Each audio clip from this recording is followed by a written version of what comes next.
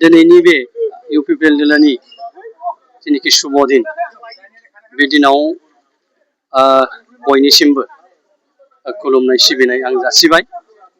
लोगोसे इउपिपिएल दोलोखौ जेनाखि महान उद्देश्य बेजों जे उद्देश्यजों बे व्यक्ति मानगोनां जोंनि आंगोनि दैदेनगिरि मानगोनां इउजि ब्रह्म सारनो आंनि खुलुमनाय आरो सिबिनाय आङो जासिनांगोन। खारन बे सारनि जेनिखि प्रतिष्ठाजों इउपिपिएल दोलोआव थानानै दिनै जेरैबायदि खामानि मावनो रायजोनि मोजां खामानि मावनो जेनिखि सुजुग बा बे बिटिआर ओनसोलाव जेब्लायबो रायजोफोरनि मोजां मोनसे खामानि मावनो इउपिपिएलनि दारै मोनसे सुजुग दिनै होबाय। बेनिखायनो आङो मानगोनां इउजि ब्रह्म सारनिसिमबो आंनि खुलुमनाय आं सिबिनायखौ आङो जासिबाय। जे दिनै जोंहा 10थि गायसनथि सान फाउन्डेसन डे दिनैनि दिनाव इउपिपिएल दोलोआ जोनोम मोनदों आरो जोनोम मोननायनि उननिफ्राय दिनै इउपिपिएल दोलोआ जेरैबायदि रायजोखौ लानानै रायजोनि अननाय आशीर्बाद बेजों जेरैबायदि खामानि दिनै मावबोबाय। दिनै रायजोनि अननाय आरो सिबिनायजोंनो बे इउपिपिएल दोलोआ थांनाय 5 बोसोर सरकाराव थानानैबो मानगोनां प्रमद बर' सारनि दैदेननायाव सरकारबो सालायबाय आरो बै 5 बोसोराव मानगोनां प्रमद बर' सारनि दैदेननायाव सारा बे बिटिसि ओनसोलाव जेरैबायदि गोजोन खौसेथि दिनै जोङो मोननो हादोंमोन। नाथाय खुब दुखुनांथाव बाथ्रा दिनैनि बे इउपिपिएलनि जेनिखि सुखुनि दिनाव बेखौनो फोरमायनांगोन।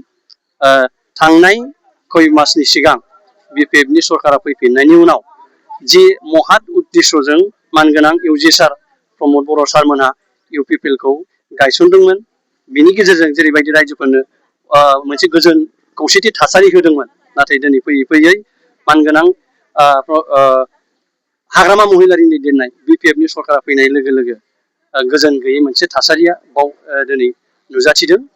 बेनिखायनो दिनै इउपिपिएलनि जेनिखि सुखुनि रंजानायनि दिनब्लाबो दिनैनि दिनाव आङो बेखिनिखौनो बुंदेरबाय। आरो दिनै नैबे जोंहा गायसनथाइ सायाव जेरैबायदि गाजा गोमजा बहाय फैनानै बाहागो लाबाय।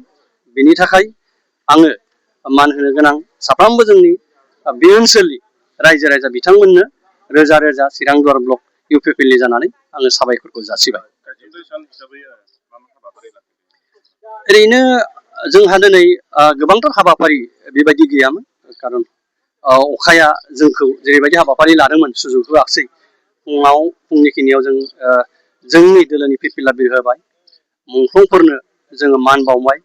बेजों दिनै जोंनि जेनिखि प्रतिष्ठा फाउन्डेसन डे जोङो केक हानानै जोंनि दोलोनि बेखौ जोङो रंजानायखौ जों बेजों फोरमायबाय।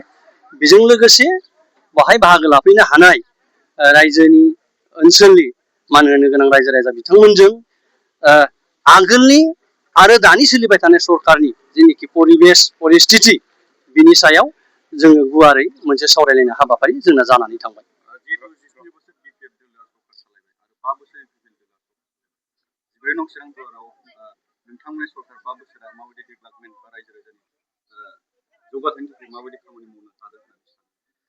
आंथ' बेखौनो बुंनांगोन जे दिनै मानगोनां प्रमद बर' सारनि दैदेननायाव जे कर'नानि उनाव जेनिखि 3 बोसोरसो सम मोनदोंमोन। बेखिनि समाव जेरैबायदि बे चिरां दुवार ओनसोलाव जेरैबायदि जौगाथायनि खामानि मावदों बेखौ थांनाय 17 बोसोरनि सिगां जाय सासनगिरि बिथांमोना सालायलांदोंमोन बैजों रुजुनो थाङोब्ला बुहुत खम होननानै बुंनांगोन।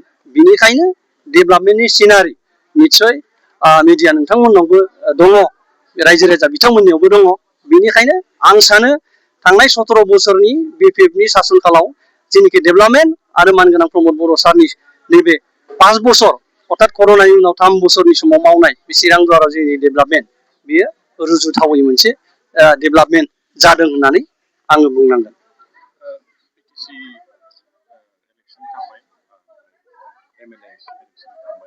मोननैयावबो नोंथांना दोलो हिसाबै एबार फैबाय थानाय इलेक्शननि थाखाय नोंथांमोननि स्ट्रेंथखौ माबायदि खालामनो सानो?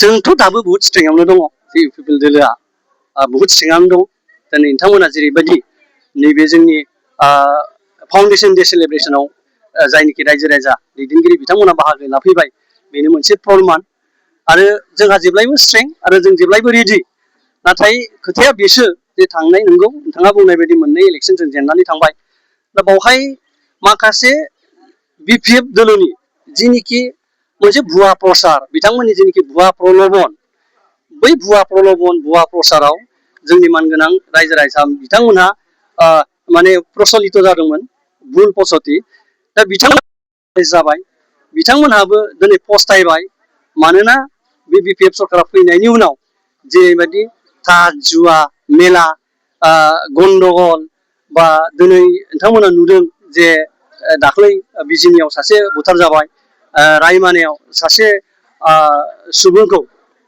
फरेस्टआ गावथारनाय मोनसे जाथाय जाबाय दा मोनसे असान्ति परिबेस बेनिखायनो रायजोफ्रा जेब्लायबो गोजोन आरो खौसेथिखौ लुगैयो आरो बे असान्ति मोनसे परिबेसनिफ्राय परित्रान मोननो थाखाय जेब्लायबो इउपिपिएल दोलोखौ बिथांमोना हास्थायो आरो भबिष्यतआव बिथांमोननि रायजो राजानि जेनिखि गोजोन आरो खौसेथिनि जेनिखि